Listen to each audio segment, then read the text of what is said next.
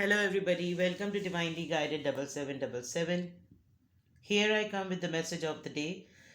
Let's see कि आज का मैसेज किसके लिए है, किस एनर्जी में है, किस तरह का है. ये एक ऐसी वीडियो होगी जिसे आप मॉर्निंग में देखेंगे तो आपके लिए गाइडेंस होगी, और अगर आप एंड ऑफ द डे देखेंगे तो ये आपके लिए डे रिफ्लेक्शन होगा. मैसेज वही लीजिएगा जो लगे आपको अपनी सिचुएशन से मैच करता हुआ. टैरो में ये मैसेजेस आए हैं, सब अपने ऊपर इम्पोज मत कीजिएगा.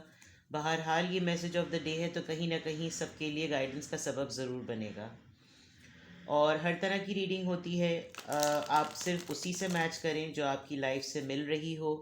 और अगर इसमें से कोई भी मैसेज आपसे नहीं मिलता तो दैट मीन्स कि आपकी रीडिंग नहीं है. इसमें परेशान होने की ज़रूरत बिल्कुल भी नहीं है. ठीक है, तो without any further delay let start. फिर स्टार साइन से, जॉडियक साइन से इन्फ्लुएंस भी लेंगे, एंड देन एंजल नंबर से गाइडेंस और अफर्मेशंस भी लेंगे. So let's start.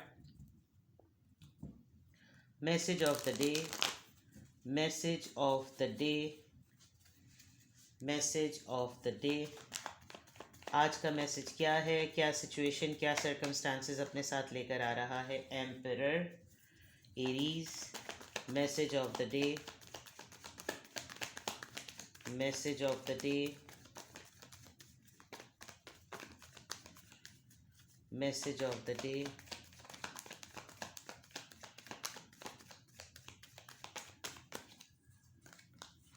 Queen of wands. तो कुछ कुछ कल की रीडिंग लग रही है. Message of the day,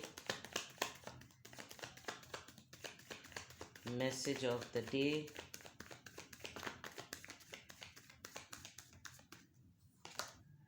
judgement. Okay, और राइट. दो मेजर आर्कानाज आए हैं और एक माइनर, वो भी अपने हिसाब से काफ़ी स्ट्रॉन्ग कार्ड है. And bottom of the deck again major arcana with the high priestess Pisces energy. Pisces, Libra, Aries, Leo, Sagittarius and Aries very strong. Overall energy में आज के दिन, अगर मैं आपको आज के दिन इंस्ट्रक्शन या गाइडेंस दूँ थ्रू टैरो, खामोशी से आज तमाम चीज़ों को ऑब्जर्व करना है. अपनी इंट्यूशंस को बहुत एक्टिव रखना है. अपनी गट फीलिंग को जो है वो बहुत एक्टिव रखना है. आपकी गट फीलिंग आपकी तमाम रूटीन को आपके सामने लाकर रख देगी. साइलेंटली ऑब्जर्व करें with the high priestess card. और आपके अंदर एबिलिटी है भी कि आप साइलेंटली तमाम चीज़ों को ऑब्जर्व करते भी हैं. किसी चीज़ पर ओवर रिएक्शन ना दिखाएं. जैसे कल की भी बात थी और आज भी कुछ इसी तरह का मामला है. आपके ऊपर खुद ब खुद चीज़ें अनफोल्ड होंगी. आपको अननेसेसरीली किसी भी चीज़ में डिग डाउन या डिग इन करने की ज़रूरत नहीं पड़ेगी. With the high priestess energy आपके अंदर इंट्यूशंस इतनी स्ट्रांग है कि आपके ऊपर डाउनलोडिंग हो जाती है. स्पिरिचुअली आप बहुत ग्रोन हैं और आप शायद अपने मामलात को हायर सेल्फ से कनेक्ट करके ही रिजॉल्व करने पर बिलीव करते हैं. तो आज आपने खामोशी से सब चीज़ें ऑब्जर्व करनी हैं.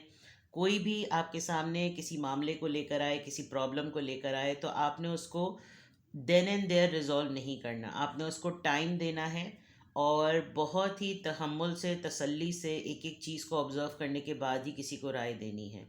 यहाँ पर लिटरली टैरो ही लिखा हुआ है. वो bottom of the deck 10 of pentacles है. स्टेबिलिटी की बात है. हो सकता है फैमिली से रिलेटेड या फैमिली मेम्बर्स में से कोई आपसे कोई सलाह मशवरा करे. अदर देन दैट यहाँ पर टैरो ही लिखा हुआ है, तो हो सकता है आपको टैरो रीडिंग के थ्रू कोई गाइडेंस मिले, या आप अपनी टैरो रीडिंग करवाएं, या आप खुद टैरो रीडर्स हो सकते हैं. और टैरो रीडर्स की सबसे अच्छी बात उनकी इंट्यूशंस होती हैं. आपकी इंट्यूशंस बहुत ज़्यादा स्ट्रॉन्ग है, नॉलेजेबल हैं आप, और with the high priestess subtle energy है आपकी. ठीक है, तो आपने आज ओवरऑल अपनी एनर्जी इसी तरह की रखनी है. Now coming back to the major messages which is of emperor, queen of wands and judgement. देखें, आपके ना आपकी पावर को आपके पावर और passion, beauty with brains, bold and beautiful, अगर मैं इन तीनों चीज़ों को एक साथ कहूँ, अथॉरिटी को पैशन के साथ मिलाएं मत. ठीक है, यहाँ आप अपने आप को लाइट एनर्जी में रखने में सेटल रहते हैं. अगर आप मुस्तकिल इस एनर्जी, ये वाला रूप आप अपना तब अपनाएं जिस तरह के लोग आपको इस तरह के मिलें जिनके साथ आपको एम्परर की तरह बिहेव करना पड़े. प्लस मैं ये भी देख सकती हूँ कि आपकी हैंडलिंग और डीलिंग को एक पर्सन जो है वो दूर से नोटिस कर रहा है कि आप किस तरीके से मामलात को हैंडल और नोटिस कर रहे हैं। There is a big possibility कि आपकी लाइफ में आज के दिन आज आप महसूस करें कि ये चेंज और ये अथॉरिटी फिगर का इस्तेमाल और इसकी हैंडलिंग जो है वो एक तरीके से रिवाइव हुई है। शायद आपने कपल ऑफ डेज़ में, पास्ट डेज़ में या भी रीसेंट पास्ट में आपने बहुत सारी चीज़ों को ईजी कर दिया था जिसकी वजह से लोग सर पे चढ़ के बोल रहे थे। तो इट्स अ हाई टाइम कि आप रहें तो अपना ऑरा क्वीन ऑफ वांड्स का रखें, लेकिन आप अपना रोल एम्परर का याद रहे कि कहीं कोई ज़्यादा ही पजामा फिटिंग में आने की कोशिश करे, आप फ़ौरन वहाँ पर इस रोल में आ जाएं। और जो लोग इस रोल को डिज़र्व करते हैं वहाँ पर उनके साथ इस तरह बिहेव ना करें।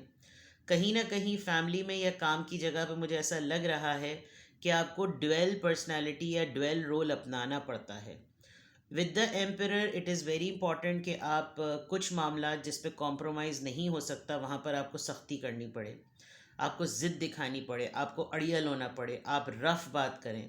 अपने ऊपर तो कोई बात ही ना करें। जो घर के उसूल हैं, जो काम के उसूल हैं, उन्हीं के कॉन्टेक्स्ट में सामने वाले को लताड़ें।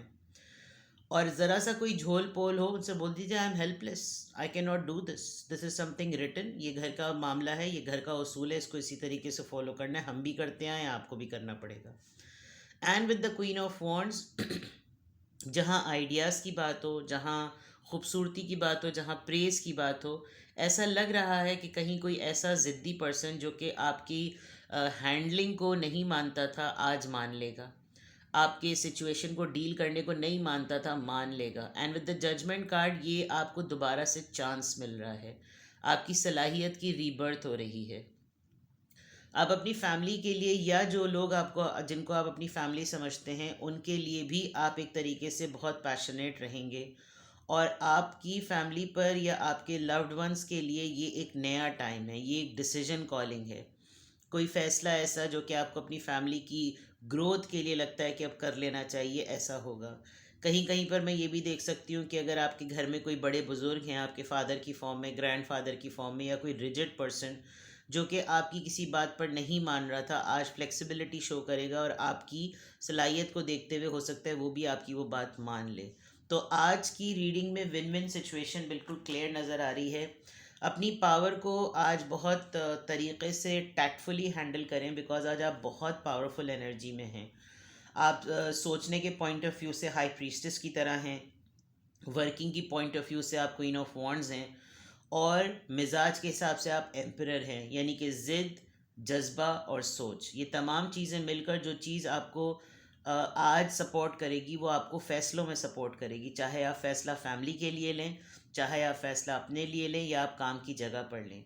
तो it is about a judgement. ये चीज़ होनी थी, शायद बहुत दिनों से आपको इसी रूप में आ जाना चाहिए था। कोई ढीलेपन का मुजाहरा कर रहा था तो उनको टाइट होने की बहुत ज़्यादा ज़रूरत थी। चाहे वो घर में कुछ लोग हों जो कि आपको फॉर ग्रांटेड ले रहे हों, आपको बाईपास करके जो है वो मामलात को देखने के लिए खुद कूद पड़ जाते हों, लेकिन अब आपके रोल को एसर्ट कराने में आपकी सलाहियत और आपका दिमाग, आपका जहन जो है वो सही ट्रैक पर चल रहा है। तो ये तो मैसेज ऑफ द डे हो गया जो कि टैरो के थ्रू आ रहा है।